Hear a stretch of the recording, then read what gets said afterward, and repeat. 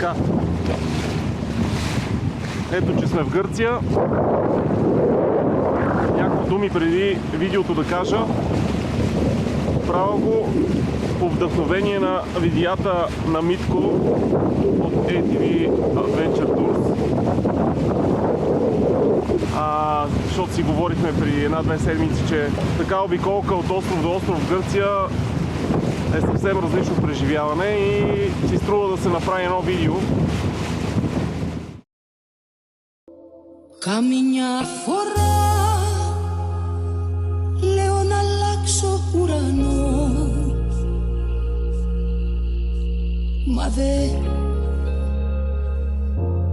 μα δεν υπάρχουν δρόμοι. Κι άλλη φορά σκέφτομαι πόσο σ' αγαπώ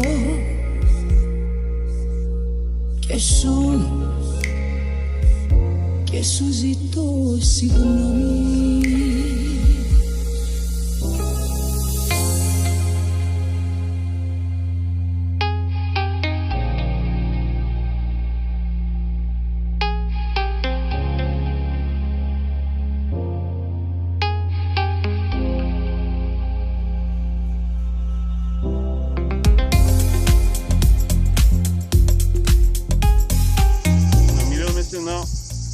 Агиос Георгиос. Нямам ли? Не. Да. Най-източната точка на сушата до Скиатос и другите два острова, които не мога да науча имената. Скопелос. Скопелос, да. И още нещо. Багажа, който трябва да влезе в джета. Това са двете главни канти, които трябва да влезат в джета. Това ни е багажа за 4-5 дена. Ще обикаляме 3 острова и ще стигаме на Два от тях. Два от тях. Сега, за подготовката на джета за Гърция. Според гръцкото законодателство, да караш моторница или какъв и да е съд в морето над 30 конски сили, трябва да имаш капитанство. Освен това, за джета специално трябва да имаш пожарогасител, който ми е под седалката, сигнална ракета, която е в жабката, гребло, предпадни жилетки, греблото от Декатлон разглавяемо. Трябва да имаш котва също. Вода се навсякъде. И аз съм си взел и също стартер, ако ми откаже акумулатора, да имам резервен вариант. За които очакваме е първо вятъра, който в момента е 8 метра в секунда и чакаме след няколко часа да падне на 4 метра в секунда. И другото, което е дали си намериме свободно място на марините да се вържеме за някоя шамандурка. И след това да заредиме, но зареждането, тъй като имаме една туба 5 литра тук, ще стане някакси. И всъщност как ще ни вкарат във водата?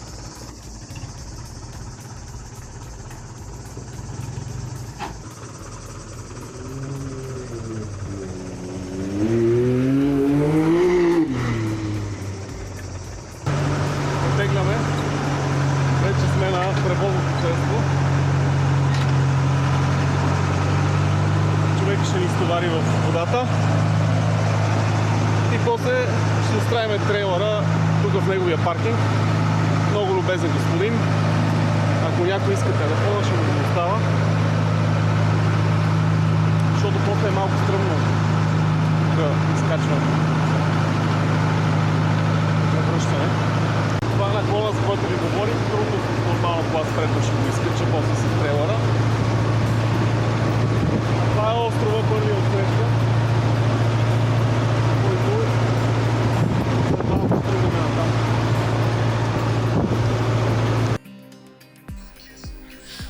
Сега, плана е да минем максимум 30 км на ден, като пробега по принцип го дават от Сидо на тази машина 200 км, аз не го вярвам това много. Първата спирка е малко след Коконарис Бич, който е доста известен, но беше доста претъпкан. Имаше 2-3 джетски, явно под наем там, обикаляха доста лодки и решихме заради това, че има много хора, да не спираме там. Бяхме на това малко плажче. По принцип търсихме самотни плажчета, без други яхти или хора да има на тях. Така че това е първото акостиране на Скиатос. След това продължихме към малките островчета под Скиатос, просто да ги огледаме. И спряхме там на един каменист плаж, който имаше около 4-5 лодки. Просто кратка почивка и продължаваме напред. Тук на Скиатос има кози. Едно от островите. Любимите кози на Дани, да. Потамоляни. Подгониха, това е. Доста бързо ни се стори, за около час и 10 минути стигнахме с двете спирания до острова. Алтернативно трябваше да вземем ферибот, който с товаренето, с чакането и може би междинни спирки ще да отнеме около 3-4 часа, а и самия ферибот в трите посоки е около 400 евро с трейлера. Така че с джета беше доста по-добрия вариант. Изхарчихме около 1/3 от резервуара, така че днеска няма да се реждаме. Акостирахме в Скиатос и сега ще търсиме код. Цената не е много сигурна за през нощта. Тук виждаме 2-3 шамандури. Сега ще видим дали ще мога ги наемаме. Ай! Уху! Успешно пристигане на първи остров. Тия малките ги броиме. Пачката за фериботите е около 100 метра.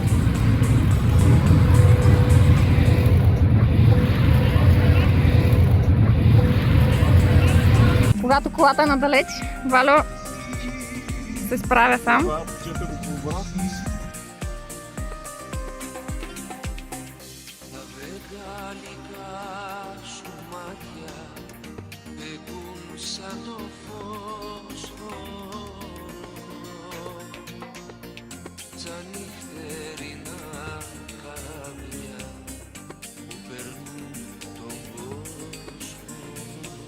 Пусваме в Маринели, едно заведение тук посреща.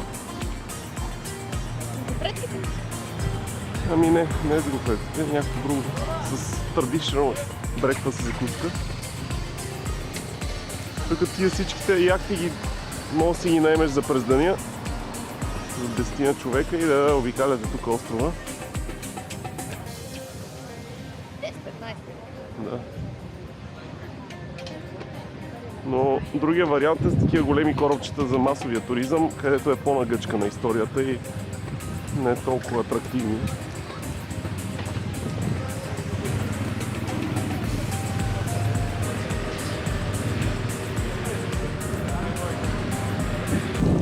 Втори ден потегляме от Скиатос към Скопиус.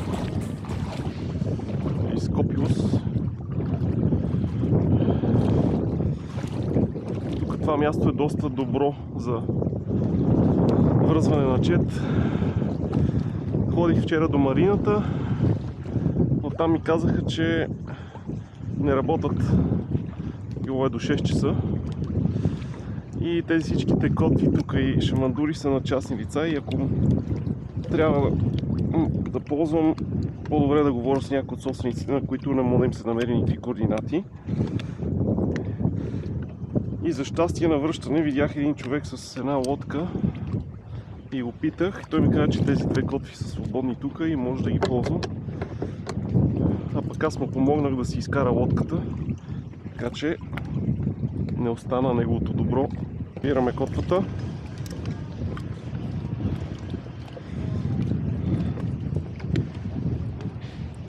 Ще ни трябва към багажа.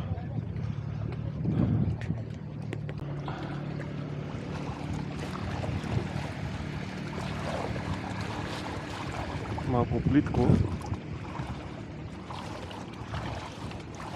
Видим дали няма да закачиме някой камък. Един плюс на Спарка. Нали, минусът му е, че сториджа му е малък. Обаче местата за крака са доста големи и може да се побират два огромни сака. А като гледам онази Ямаха там, такива неща не мога да правиш с нея. По спецификация го дава 205 кг товаримост, ние с жената сме 150. Значи имаме около 55 кг за багаж. Тук мисля, че повече от 20 кг нямаме багаж. Така че включително и тубата с бензин 5 литра. Така че всичко е окей.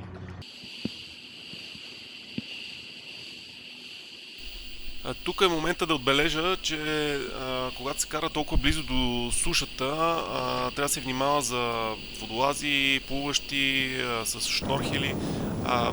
Опасно е, може до много неприятен инцидент да се стигне. По принцип, правила, доколко съм чел в Гърция, трябва да се кара на разстояние 200 метра от сушата. А когато трябва да стигне на някой плаж или в марина, или където и да било, карайте изключително бавно. Оглеждайте се, внимайте да няма някой под водата, така че да не застрашите на някой живота. Имайте предвид, че глобите в Гърция са много големи и ако карате бързичко, може да навлечете някой лош поглед, който се оплаче на морска администрация и те да дойдат да се заяждат с вас. Така по картата набързо пресекахме разстоянието между Кятос и Скопиос. Някъде може би към 6 км. След това зад гърба на Скопиос доста позатихна вятъра, нямаше никакви вълни, позволяваше максимална скорост времето. И ние спряхме на може би най-красивото място за плажуване в целия остров, където има 3-4 плажчета, които са недостъпни към сушата, защото е доста пресечен терена. Има доста яхти и екскурзионни лодки на тях, но за щастие ние си намерихме едно малко плажче, което нямаше никой.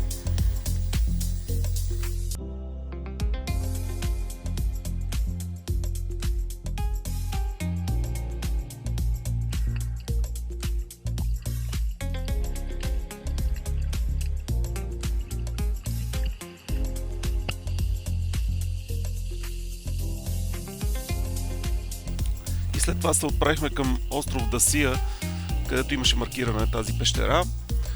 Там имаше 2 лодки, не губихме много време там. Заобикаляйки островчето, ни впечатли тази малка пещера, която беше на върха на острова и се виждаше от двете страни, но вълните бяха по-бурнички и решихме да не спираме. И след това се отправихме към най-близкия ресторант, който беше с висок рейтинг и беше доста вкусно между другото. Разгледахме заливчето среща, което се използва доста яхти за пренощуване и продължихме към южната част на острова.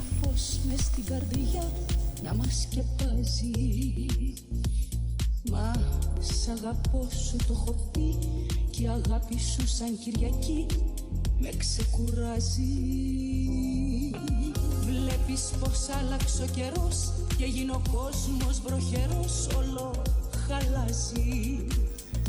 Тук почна първото ни предизвикателство. От тая точка до марината в Скопиос почна да ни мига резервоара, т.е. индикатора за горивото беше на минимум и ни предупреждаваше постоянно, че трябва да се презареди. Като аз накрая вече си мислих, че ще трябва да се гребе, но горивото ни стигна и стигнахме до градчето успешно.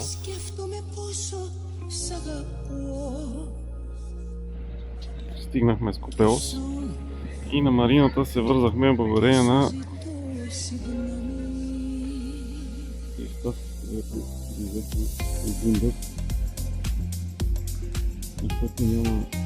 няма дори и поне не са удобни. Но иначе градчето е супер, по-спокойно изглежда от Скятос и по-обещаващо. Ще видим утре как ще е времето. Така, днеска е малко ветровито, затова решихме да си вземе ето този скутер долу под наем, да обиколим острова малко по суша. И се оказа, че сме го паркирали на правилното място, затова получихме и 40 евро глоба за грешно паркиран скутер. Но пък полицайката беше симпатична и вика, ако бяхте дошли 2 минути по-рано, нямаше да имахте глоба. Ама късмет. Ние през това време се борихме с джета, защото се оказа, че тия CIDU предпазители не са толкова сигурни и ни надраха джета.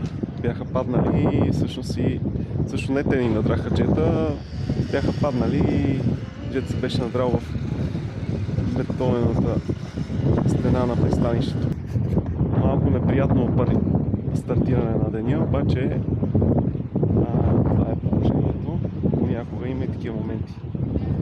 Сега ще видим с скутера какво ще мога да разгледам. Предпазителите червените бяха паднали преди около час и джета се е понадрал малко от тази страна. Сега съм ги вързал с някакво въженце. Се надявам да издържи до утре. Но е доста кофти, защото джета е на 20 часа чисто нов и вече е надран. Но станалото е дори боци има тук. Така че днеска продължаваме с моторчето. Е там. Ето го и знака, заради който ни го убиха. Както виждате, забранено паркирането, само че се вижда от другата страна. Къщите ни предупреди да не паркираме.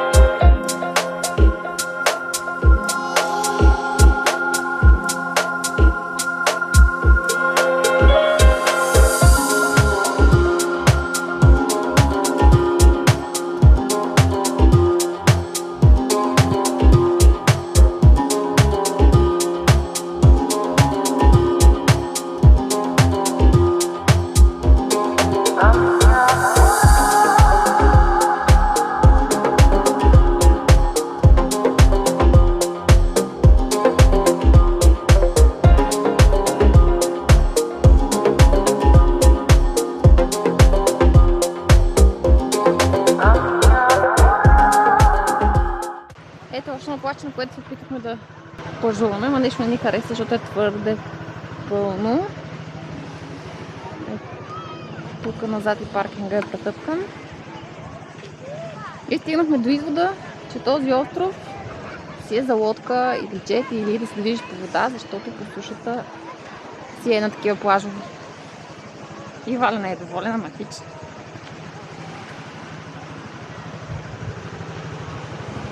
Тук не е оферта с кола.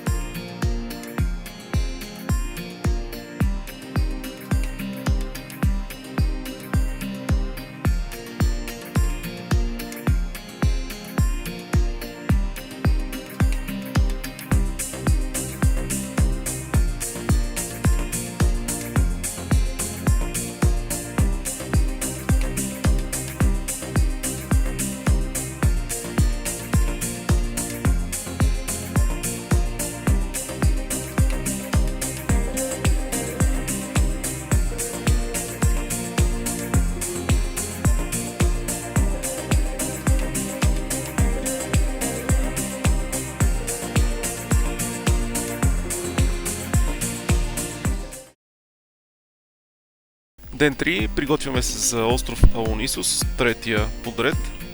Плана е да го обиколим, да хапнем там. Има изоставен кораб и пещери, които трябва да разгледаме.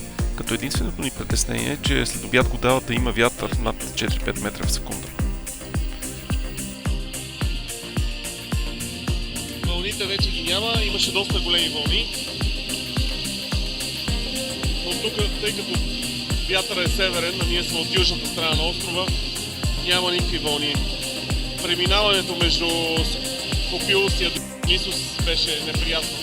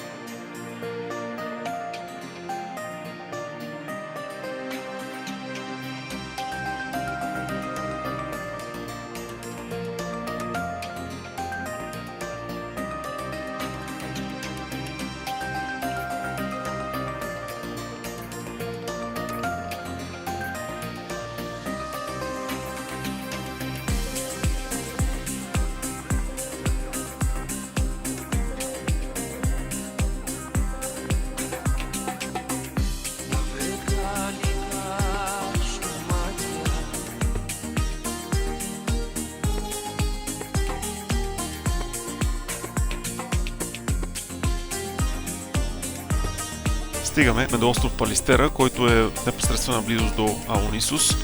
Между двата острова се получава нещо като езеро, без никакви вълни и карането там е доста готино, защото позволява много висока скорост. Именно в залива на Палистера е една от забележителностите два потънали кораба, които привличат доста туристи и яхти и са доста готини за шнорхелинг. Препоръчвам ви това място за посещаване.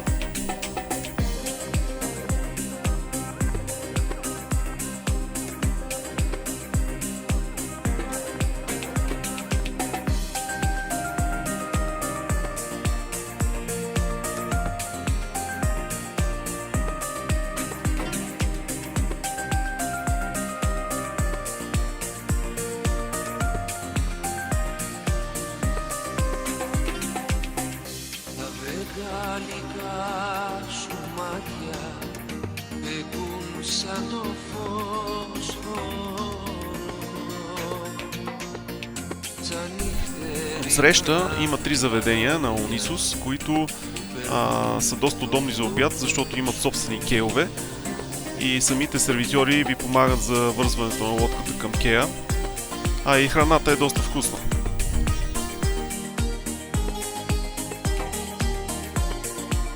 След като хапнахме, решихме да отидем до североизточната част на остров Аонисос, за да разгледаме синята пещера и плажа над нея, който се оказа красив, но каменист.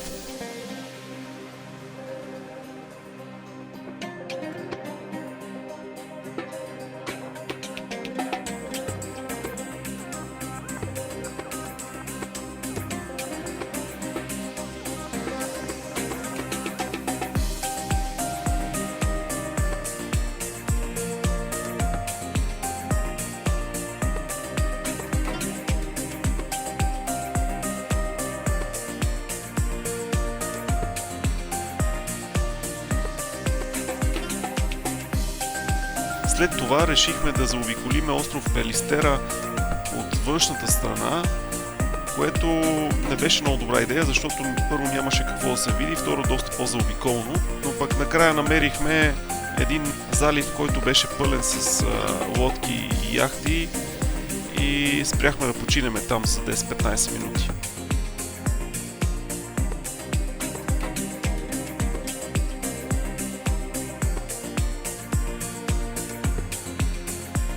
Излизайки от Аонисос към Скопиус, по нищо не подозирахме, че най-трудната част от нашето приключение тепърва ни предстои. Вятъра беше се увеличил над 5 метра в секунда, а вълните по средата между двата острова вече стигаха до 2 метра. Така се борихме около 15 минути с вълните. Срещнахме една малка лодка с 3 човека в нея, лъкатушеща между вълните. Аз поне си мисля, че ние с джета бяхме по-стабилни, тъй като джета има тяга поне над 10-15 км в час. Както и да е, по пътя срещнахме, т.е. настигна ни един туристически кораб, който се движеше с 30 км в час. и ние фанахме неговата диря и беше доста лесно прибирането до Скиатос. Всъщност кораба ни спести доста мъка и така борене с вълните. Последния ден от нашата разходка. Доста добре изглежда времето. Няма никакъв вятър. Сега чакаме бензиностанцията да дойде до нас да заредиме. Развързваме джета и тръгваме. Очаква ни северната част на Скопелос и северната част на Скиатос да разгледаме. Ето как се зарежда Гърция. Викаш си най-близката бензиностанция. Камиончето идва и зареждаш, пуска ти маркуча и си зареждаш. Кажа на цялата почивка. Не е неудобно да се пътува така, защото краката си ти свити. Така че тръгваме.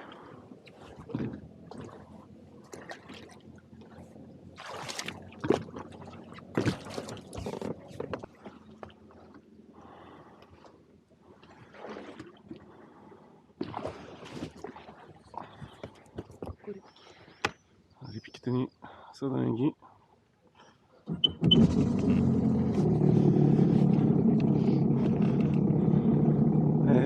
защо не ми каза по-рано?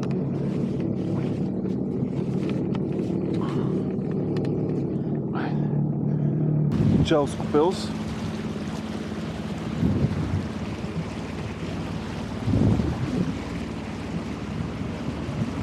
Сутринта града още се събужда, ние тръгваме. Да се възползваме от хубавото време. До 10 часа 11 го дават 3 метра в секунда или под 8 кнота, което е доста добре. Би трябвало да няма вълни, а ние искаме да минем по северната част на двата острова, където почти винаги е вълнисто.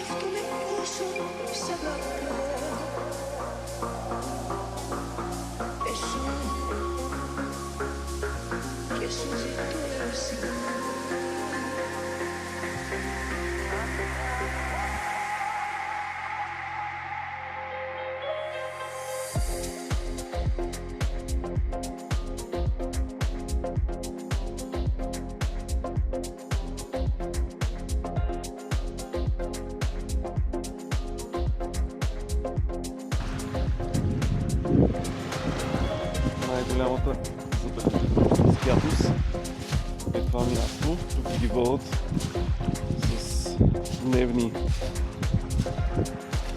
болт трипове туристите и след 1-2 часа ще стане лудница с народ. Спират по няколко кораба веднъж, до големи кораби. Но ние имаме привилегията да сме сами.